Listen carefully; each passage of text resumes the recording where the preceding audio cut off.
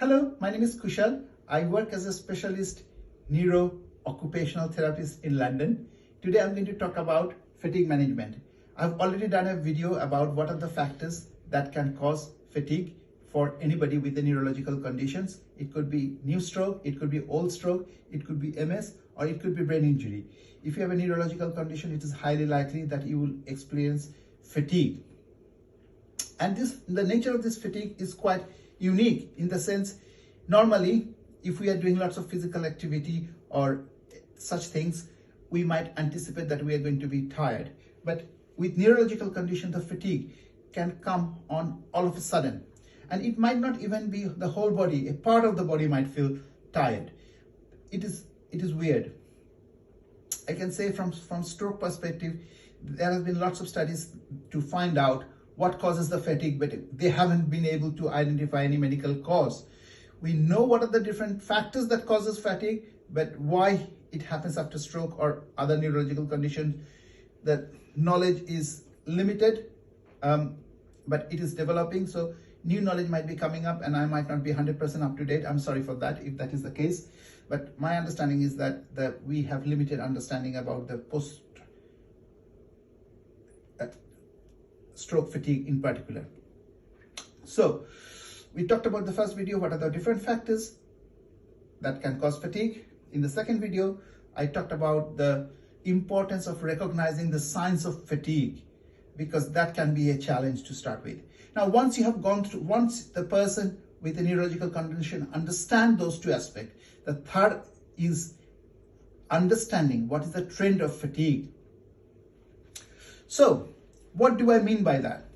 Quite often people feel fatigued throughout the day or different times of the day, but they may not be able to put a finger on, is there a trend? Yeah. Quite often when people start writing down in a piece of diary when they are feeling tired, what they were doing just before that, or what they have been doing since morning,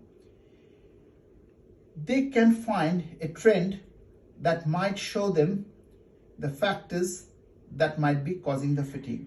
For example, somebody might be feeling that mid-morning they feel tired, and it might be that when they look on the diary in the morning, they're having a shower, and immediately after shower they're having breakfast.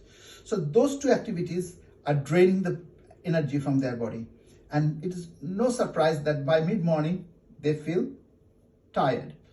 So if they can find that trend that after those two activities they are feeling tired, what I would suggest is to introduce a rest in between the showering and breakfast, so that you can re-energize your battery so that you can start managing fatigue. Without a pen and paper exercise, it's a very much, I encourage people to have a pen and paper diary to record it. Without that, in my experience, it has been very difficult to keep a track of that. There are some people are very good in using mobile phone apps, and there are some apps that can allow you to monitor fatigue levels. If you are good in that, you're more than welcome to use that. But myself, I'm not a very much mobile phone person, so I don't find those useful, but it's worth a try. So the main strategy after you have identified what are the symptoms of fatigue is to identify what is the trend, if there is a trend. Sometimes you might not be able to spot a trend, but it is worth trying to going through that process. Keep a diary for at least 2 weeks. In 1 or 2 days, you're not going to identify what is the main cause. So please keep a diary and review the information with somebody. If you have a therapist, occupational therapist, physiotherapist, or anybody else involved into your care, discuss with them and see whether you can find a trend. So that was the main content of my today's video. In the next video, on part of fatigue management, I will talk about the effect of diet on our energy levels. I'm not going to give diet advice. I'm not going to talk about what you should eat and what you should not. You can find plenty of advice from the dietitians. I'm not a dietitian, so I'm not going to talk about that, but I'm going to talk about in the next video what is the effect of food on our energy levels. Thanks for watching my video. I hope you find this useful. Please let me know how you are finding this information, because if I haven't answered your question, please put it to me and I will try to answer in next video. Thanks for watching. Wish you all the best.